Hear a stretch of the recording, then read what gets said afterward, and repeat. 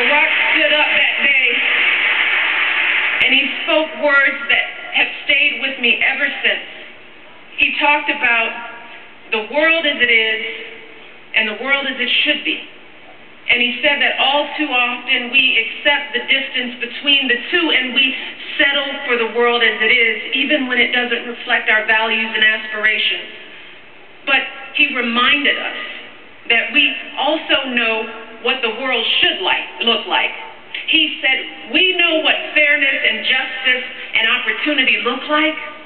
And he urged us to believe in ourselves, to find the strength within ourselves to strive for the world as it should be. And isn't that the great American story?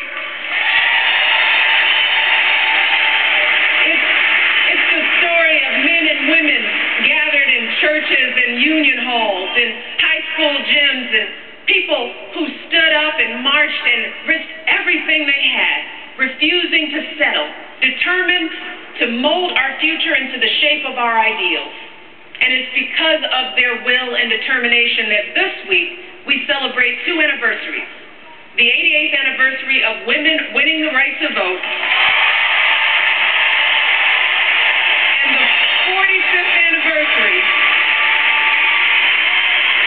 and the 45th anniversary of that hot summer day when Dr. King lifted our sights and our hearts with his dream for our nation.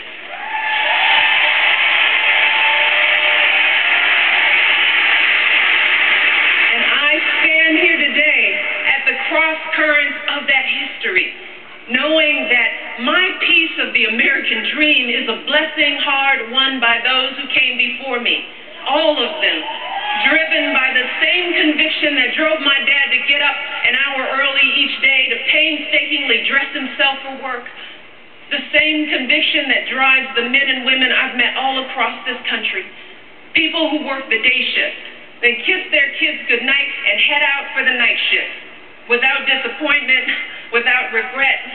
See, that goodnight kiss is a reminder of everything they're working for. The military families who say grace each night with an empty seat at the table. The servicemen and women who love this country so much, they leave those they love most to defend it. The young people across America serving our communities, teaching children, cleaning up neighborhoods, caring for the least among us each and every day. People like Hillary Clinton,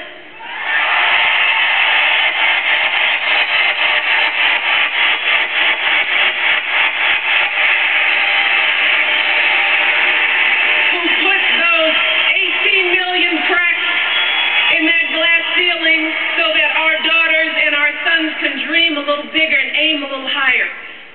People like Joe Biden, who has never forgotten where he came from and never stopped fighting for folks who work long hours and face long odds and need someone on their side again. All of us driven by the simple belief that the world as it is just won't do, that we have an obligation to fight for the world as it should be. And that is the thread that connects our hearts. That is the thread that runs through my journey and Barack's journey and so many other improbable journeys that have brought us here tonight, where the current of history meets this new tide of hope. And you see, that is why I love this country.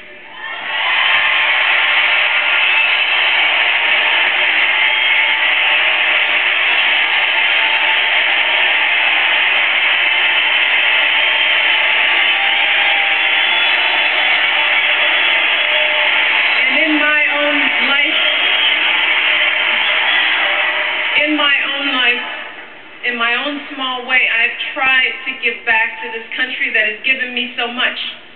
See, that's why I left a job at a big law firm for a career in public service, working to empower young people to volunteer in their communities, because I believe that each of us, no matter what our age or our background or our walk in life, each of us has something to contribute to the life of this nation. And it's a belief that Barack shares, a belief at the heart of his life's work. See, it's what he did all those years ago in Chicago. setting up job training to get people back to work and after-school programs to keep kids safe, working block by block to help people lift up their families.